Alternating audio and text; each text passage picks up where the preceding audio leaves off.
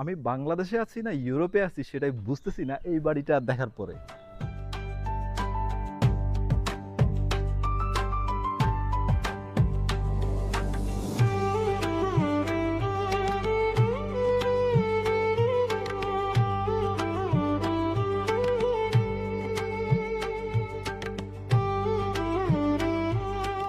এটা হচ্ছে ওনাদের প্রধান গেট। কতটা সুন্দর করে এই গেটটা করা হয়েছে দেখেন। এখানে কিন্তু নর্ডিক্যাল ডেন লেখা। যতটুকু জানি ওনাদের পরিবারের অধিকাংশ সদস্য হচ্ছে ডেনমার্ক প্রবাসী, যার কারণে হচ্ছে ওনারা এই যে নর্ডিক্যাল ডেনটা লিখে রাখছে।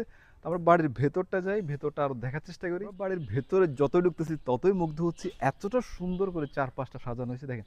এটা হচ্ছে ভেতরের দিকতে যাওয়ার রাস্তা, সিঁড়িকে ধাপে ধাপে দেওয়া হয়েছে। পাশাপাশি চারপাশে কিন্তু গার্ডেনিং করা হয়েছে, বিভিন্ন ধরনের ফুল গাছ দিয়ে কিন্তু চারপাশে গার্ডেনিং করা হয়েছে। সবচেয়ে ইন্টারেস্টিং একটা বিষয় হচ্ছে দেখেন, একটা ছাদের উপরে কিন্তু ওনারা বিভিন্ন ধরনের বাহারি লতা গাছ দিয়ে কিন্তু সৌন্দর্য বর্ধন করার চেষ্টা করছে। ভবনের ফ্রন্ট সাইডটা যদি দেখেন, এখানে একটা ডোর আমরা দেখতে পাচ্ছি, আবার এই পাশে আরো একটা বড় ডোর দেখতে পাচ্ছি, উপরে আর একটা বারান্দার মতো স্পেস করা হয়েছে। ভবনের চারপাশে এই ধরনের নান্দনিক লাইট দিয়ে ওনারা সৌন্দর্য বর্ধন করছে। আর হাঁটার যে স্পেসগুলো যথেষ্ট সুন্দর ও নান্দনিক। যারা এই বাড়িটা নির্মাণ করছে ওনাদের যথেষ্ট রুচি আছে, এই যে গার্ডেনিং দেখে সেটা বোঝা যাচ্ছে। এদিকে দেখেন, এদিকে হচ্ছে একটা আম গাছ, মেবি আম ধরছে, পোকা থেকে রক্ষার জন্য হচ্ছে এইভাবে ওনারা প্রোটেকশন দিয়ে রাখছে আর কি।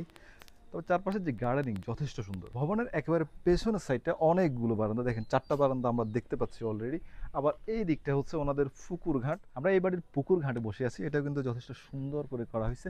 তবে এই যে পেছনের সাইডটা ভাই, এটা দেখলে কিন্তু আমার কাছে মনে হয় যেন পুরো ইউরোপের একটা বাড়ি। সামনের সাইডটা সুন্দর সুন্দর, পেছনের সাইডটা কিন্তু আরো অনেক বেশি সুন্দর। বিলাসবহুল দৃষ্টিনন্দন এই বাড়ির অবস্থান হচ্ছে নোয়াখালী জেলার কোম্পানীগঞ্জ উপজেলার সিরাজপুর ইউনিয়নের মানিকপুর গ্রামে। মূলত হচ্ছে এই বাড়িরই একজন সদস্য যিনি ডেনমার্ক প্রবাসী জুলফিকার আলম তানজিম ভাই, উনি হচ্ছে মূলত আমাদেরকে ইনভাইটেশন করে এই বাড়িতে আসার জন্য। আমাদের আসার কথা ছিল সকালবেলা, কিন্তু দুর্ভাগ্যবশত ব্যস্ততার কারণে আমরা সকালে আসতে পারি নাই, বিকালে আসছি। বিকালে আসার পর আমরা আসলে কাউকে পাই নাই, যার কারণে বাড়ির যে ভেতরের অংশটা, ভবনের ভেতরের অংশটা আমরা আসলে আপনাদেরকে দেখাতে পারতেছি না, তার জন্য দুঃখিত।